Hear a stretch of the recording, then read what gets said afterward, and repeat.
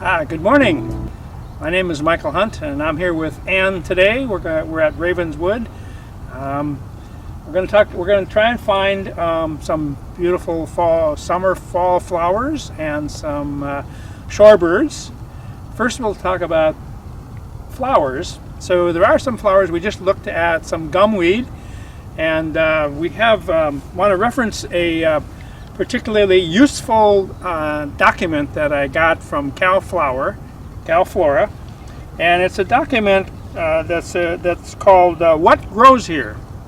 And if you go to Cal Flora website and go to their What Grows Here web page, and there's a link connection point where you can type in the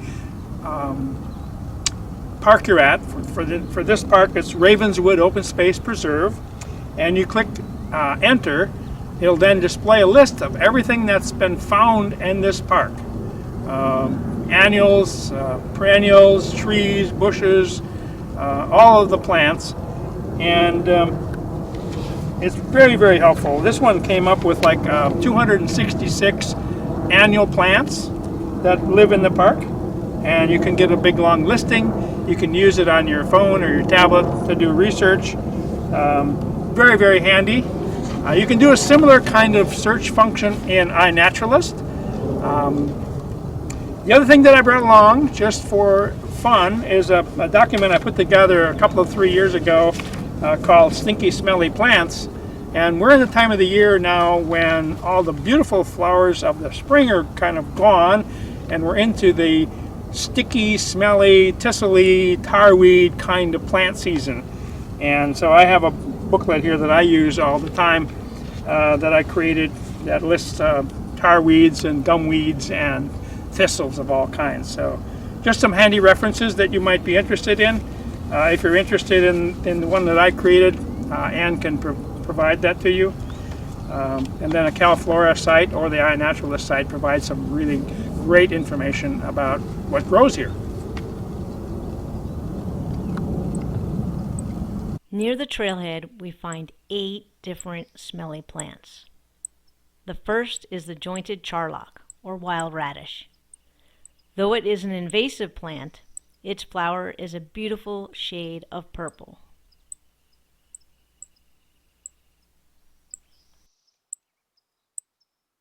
California phacelia is a hairy herb that can be foul-smelling when touched. The flower is just under a centimeter long and is usually blue, but may be white or varying shades of purple. This western honeybee is keeping busy pollinating the plant.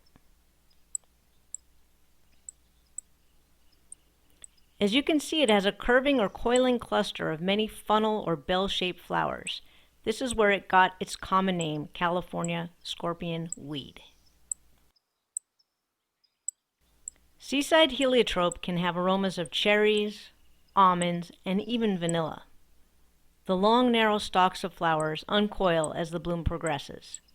We can see some of the small white flowers have yellow throats, and others have turned purple due to age.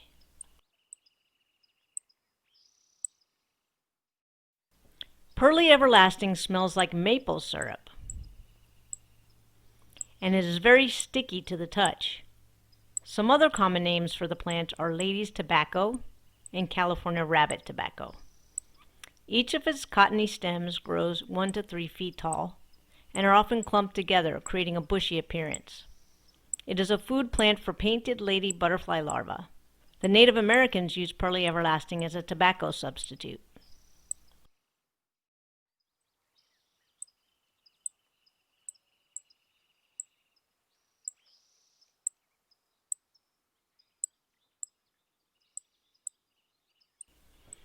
This is fennel, and if you take a little bit of it and rub it between your fingers, it smells like licorice.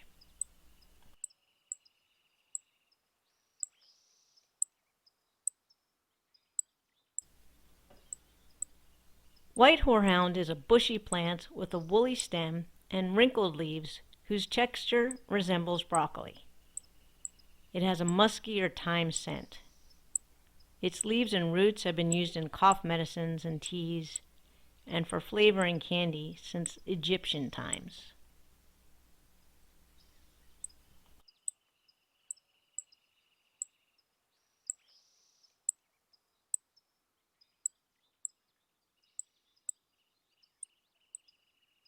California goldenrod is a wildflower with a very pleasant anise scent. It has bright golden flowers with a wand-like stem and alternating leaves. Fresh blossoms were slowly chewed by the Zuni Native Americans to relieve sore throats. Cherokees dried and ground the roots to use as an anti-inflammatory.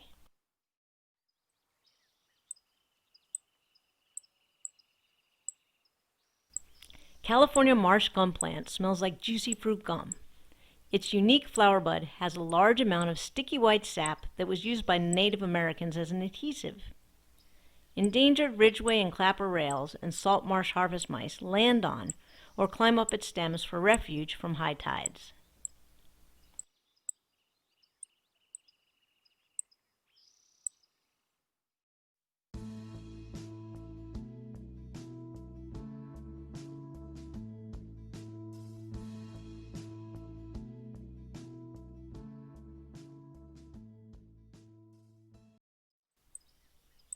Check out this pair of Bell's sparrows right off the paved trail.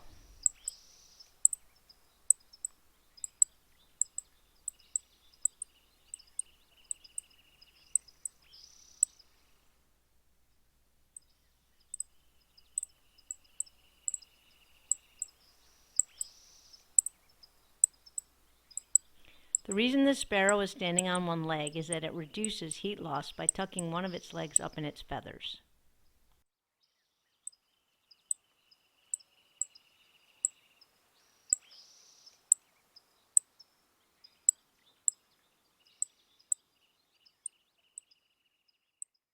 Of It's spittle. basically the infestation of spittlebug on these gum plants. Yep.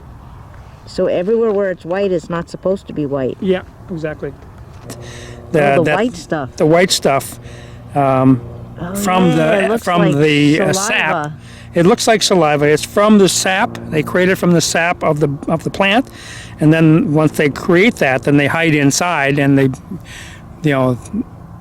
their predators can't get to them. Well, they don't even know they're there, right? No, they don't see them. It's a great hiding place. Yep. Oh, that's amazing. So that's actually plant goo Yep. that it's hiding under.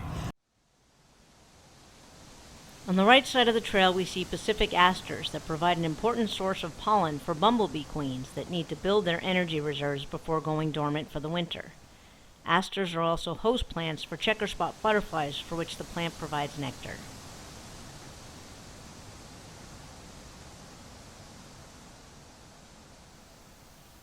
Here we spot a black Phoebe on its perch. Her sharp eyes look out for food she likes to eat, like flies, bees, and dragonflies. She is flying out to get a quick bite to eat and then back to her perch to wait for more.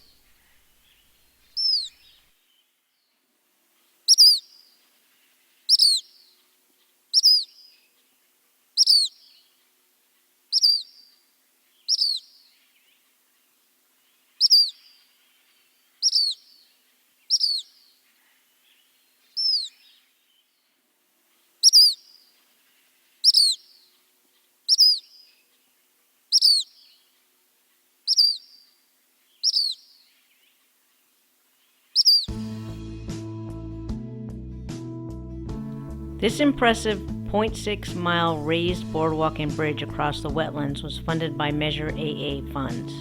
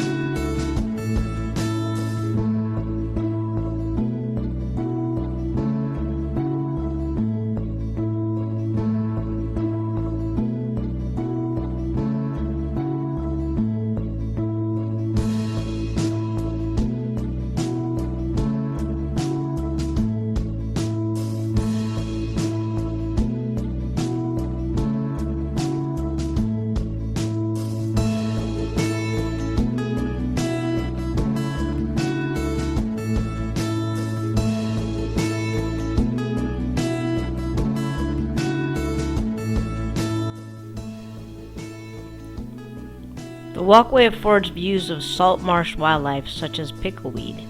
that is the habitat and food for the salt marsh harvest mouse and the western pygmy blue butterfly.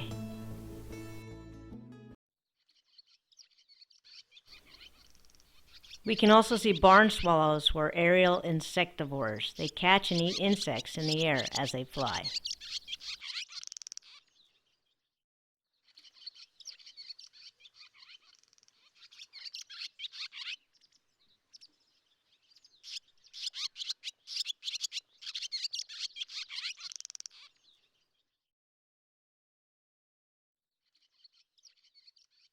After walking out on the bridge across the wetlands, we see more wildlife by heading northeast on the Bay Trail to the North Observation Platform.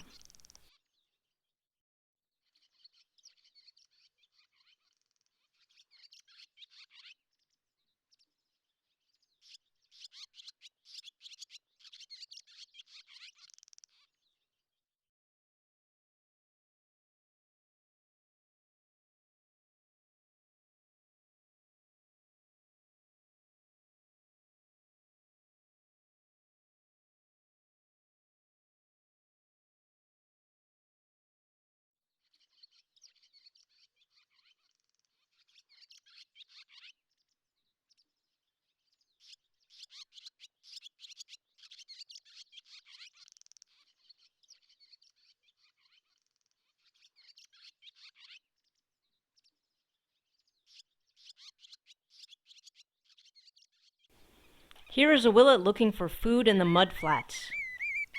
They are one of the largest common shorebirds and look pretty plain with mottled gray-brown upper parts, a white rump, and lightly streaked and white underparts, with a white tail that has a brown tip. Their broad white stripes on black wings are only visible in flight. They are very territorial and will aggressively defend their nesting and feeding territory.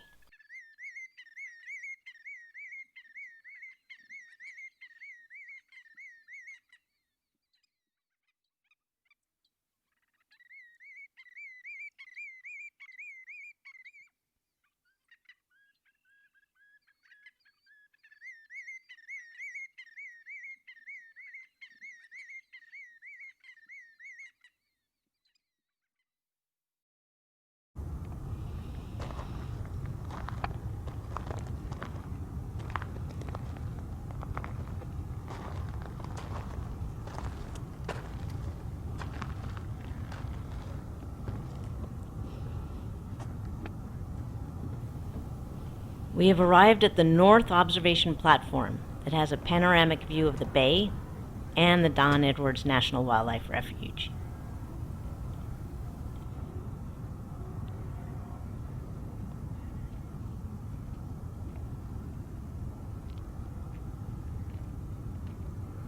The observation platform is a perfect place to see shorebird flybys. Today we see willets, black-necked stilts, and long-billed curlews.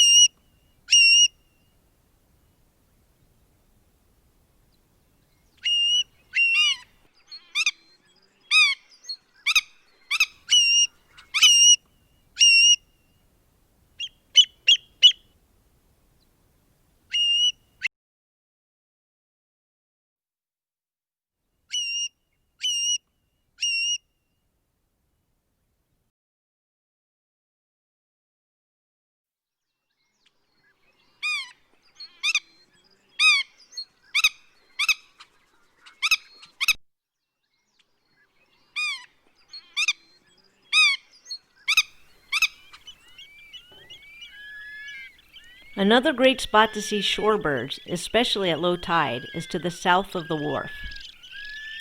We see American Avocets, long-billed dowitchers, least sandpipers, and long-billed curlews.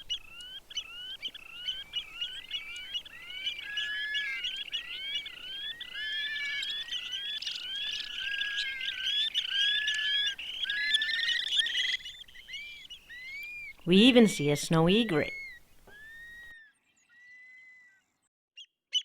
These American avocets have long, thin, upturned beaks, rust-colored heads and necks, and black and white striped wings.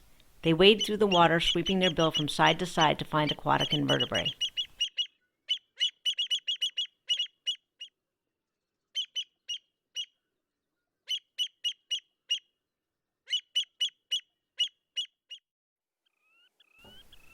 There are so many least sandpipers on the shore's mudflats. They are the smallest shorebird, weighing only 1 ounce, and have round, brown bodies and straight bills.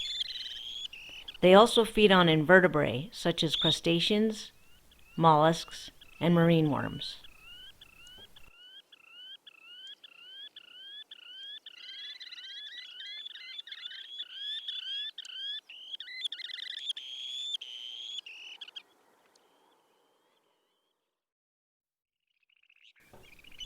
As their name suggests, long-billed doe-witchers have long, straight bills. They probe the mudflats with an up and down motion similar to a needle of a sewing machine.